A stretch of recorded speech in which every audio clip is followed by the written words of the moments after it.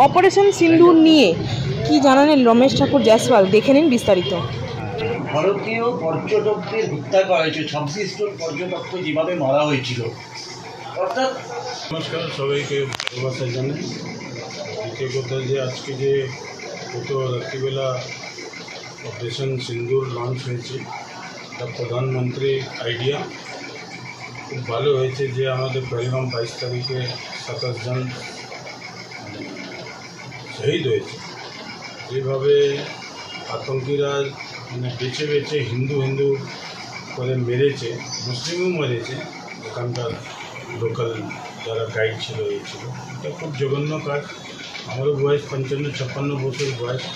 আতঙ্কবাদী হামলা আমাদের দেশের উপরে অনেক হয়েছে। পরে পাকিস্তান ভারত স্বাধীন হওয়ার আগে তো আমরা একই ছিলাম, কিন্তু যখন স্বাধীন হলো তো জিন্না একটা আলাদা দেশ করলো। একটা ইন্ডিয়ারই পার্ট আছে, এক বাপে দুই ছেলে। ইন্ডিয়া আমাদের আজকে যে কোনো পার্টি এসেছে এখানে, আমাদের ইন্ডিয়া উন্নয়নের দিকে গেছে। কিন্তু আজকে পাকিস্তানের যে মিডিয়া, ইউটিউব চ্যানেল, ফেসবুক মাধ্যমে আমরা দেখছি যে ইন্ডিয়া থেকে এখন পায়ের ধুলো আছে পাকিস্তানি যারা মুসলিম আছে, খুবই ট্যালেন্টেড লোক আছে, খুব ভালো লোক আছে, কিন্তু লিডারশিপ ওখানকার ভালো নেই। আমাদের ইন্ডিয়ারও লিডারশিপ কিছু ভালো ছিল না। 70 বছর কংগ্রেস 60 বছর রাজ করে তারপরে বিজেপি সরকার আসলো, নরেন্দ্র মোদী, স্বরাষ্ট্রমন্ত্রী অমিত শাহ, এই যে জিনিসগুলো উনি ঝাড়ু মেরে পরিষ্কার করছেন, এটা খুব জঘন্য কাজ। আমাদের ভারতবর্ষীয় সব মানুষ যে কোনো পার্টি ছিল, সব নরেন্দ্র মোদীকে সাপোর্ট করলেন 22 তারিখের ঘটনা নিয়ে। এর আগেও অনেক ঘটনা হয়েছে, 26/11 হয়েছে, পুলওয়ামা হয়েছে, কোনো সব বিপক্ষের পার্টিরাও মোদীজির সাথ দিয়েছিলেন। এইবারে তো মন দিল খুলে দিয়েছে। আর আমাদের ভারতবাসীদের 144 কোটি লোককে এই আবেদন জানাবো, পার্টি যে যার মত আছে করছে, সেটা আলাদা বিষয়, কিন্তু দেশের উপরে অ্যাট্যাক করলে যে কোনো কান্ট্রি আমাদের ভারতবাসীদেরকে একসঙ্গে এসে দাঁড়াতে। আমিও রাত 11:30-12টা অবধি দেখলাম, নিউজ দেখছিলাম, তারপরে সকালবেলা উঠে দেখেছি যে স্ট্রাইক হয়েছে। খুব ভালো, দেশবাসীরা খুব খুব খুশি। সবথেকে বড় খুশি যে 26 জন যে পুরুষরা বলিদান দিল, এই বলিদান ওনাদের সার্থক হয়েছে, তা থাকবে। আর যে বোনেরা বিধবা হয়েছে, যে আমাদের আর্মিও লোক কিছু হয়েছেন, আমাদের পশ্চিমবাংলার কিছুজন মুসলিম ফ্যামিলি থেকে আছে। আমার তো আবেদন আছে, আমাদের হিন্দুস্তানে যে কিছু মুসলিমরা যে পাকিস্তান বাংলাদেশ করেন, এই দেখুন আজকে যে কুরেশি গুজরাটের মেয়ে 17 বছর বয়স থেকে আর্মি জয়েন করে আজকে অপারেশন মোদিজি ওনাকে একটা ভার দিল। কেন দিল? যে ইন্ডিয়া ও ভারতীয় না, মুসলিম বলে না যে এক সাইড করে দিল মুসলিমকে, কি হবে না হবে। খুব ভালো বার্তা গেছে, মানুষকে বোঝার দরকার। সেই যুগ চলে গেছে, এই যুগটা হচ্ছে 5G। পাকিস্তানের মুসলিমদেরকে, যুবাদেরকে বলবো, যারা বৃদ্ধ আছে তাদেরকে বাদ দিন, কেন ওদের মেন্টালিটি ওটাই আছে। যুবাদেরকে বলবো এগিয়ে আসো, সেই ভারতের তোমরা ছবি দেখো আর তোমাদের পাকিস্তানের ছবি দেখো, কতটা ডিফারেন্ট আছে আমাদের এখানকার ইন্ডিয়া উন্নয়ন। আমাদের এখানে একটা 1 লাখ 1.5 লাখ টাকা বাইক পাওয়া যায়, ওখানে বলে यूट्यूब দেখায় যে बोले तो 5 लाख का बाइक है, 6 लाख का बाइक है। नहीं, इंडिया का 1.5 लाख है, हमको भी 1.5 लाख গাড়ি এক শেখ আছে। আমাদের ভারত অনেক আগে এগিয়েছে, আরও এগোবে। যারা বলে না যে ভারতে আছে হচ্ছে হিন্দু মুসলিম, কোনো হিন্দু মুসলিম মোদিজি করেনি। আমি তো অবাক হয়ে গেলাম, এর স্ট্রাইকে 2 মহিলা, মা দুর্গা মা কালী। বিশ্বের মধ্যে আমাদের মা দুর্গারই একটা পার্ট আছে, মা কালী আর মা শীতলা, 9 রূপ আছে আমাদের দুর্গা। এই দুর্গার 2 রূপ এই পাকিস্তানকে মুখে যা চট মেরেছে, যা ধ্বংস করেছে, আগামী দিনও আর মনে হচ্ছে 12 ঘন্টায় আর 24 ঘন্টার মধ্যে তারাই এয়ার স্ট্রাইক করবে আর করবে। ওরা আমাদেরকে একটা বম্বিং করে, রকেট লঞ্চিং করে আমাদের পুরুষ মহিলা নিয়ে, সব বাচ্চা নিয়ে 10 জন মৃত্যু হয়ে গেছে।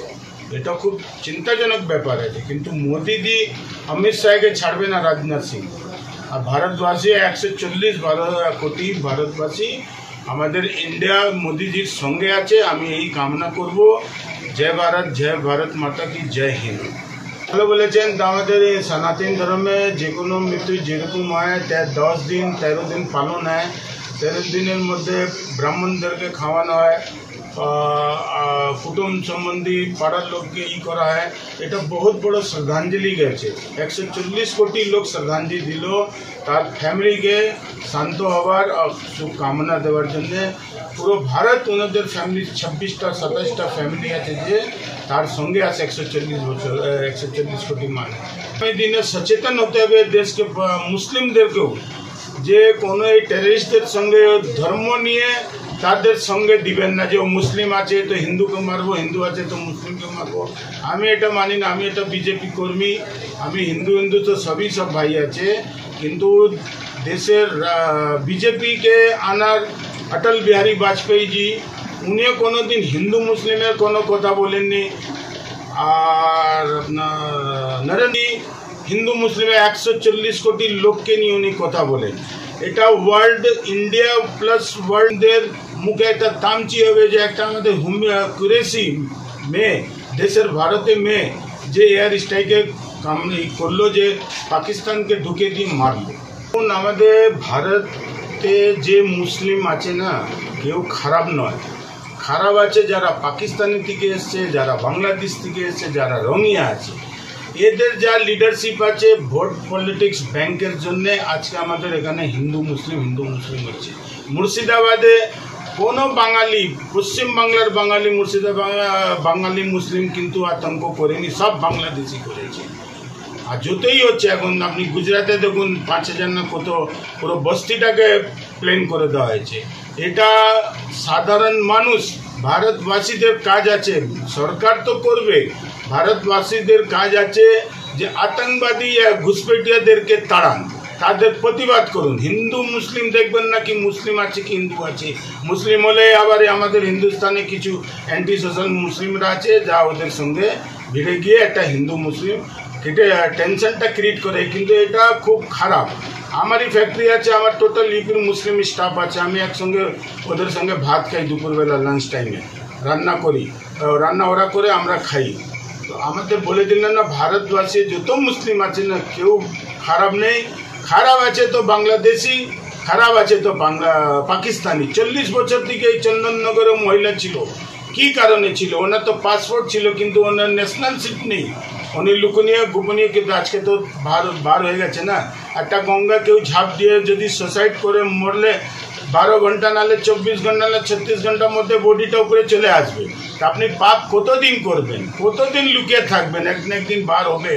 কংগ্রেস সরকার যেই দেশে স্বাধীন হওয়ার পর চলে, ওনারা কিন্তু স্বপ্নতে ভাবছিল না কি আমাদের একদিন গতি থেকে বিচ্ছেদ হতে হবে। কিন্তু আজকে একটা ভগবান ব্রহ্মা বিষ্ণু মহেশ একটা টিম এসছে আমাদের ভারতবাসীর জন্য, যারা ওনাদেরও ফ্যামিলি আছে, ওনাদের ফ্যামিলির উপরে অ্যাটাক হতে পারে, কিন্তু ওগুলো না চিন্তা করে 140 কোটি ভারতবাসীর জন্য দেশের প্রধানমন্ত্রী, স্বরাষ্ট্রমন্ত্রী রাজনাথ সিং, পুরো টিম ইন্ডিয়াকে ভারতকে ভালো রাখার জন্য, ভারতকে মানুষকে ঠিক করার জন্য এই কাজটা হয়েছে। খুবই ভালো কাজ হয়েছে। কেউ স্বপ্ন, আমিও ছোটোবেলা 72 সালে যখন এই বাংলাদেশে, পূর্বী বাংলাদেশে যে আতঙ্ক হয়েছিল, তখন আমার বয়স ছিল 7 বছর, আমার 55-58 বছর। তখন ব্ল্যাক আউট দেখে শুনেছিলাম।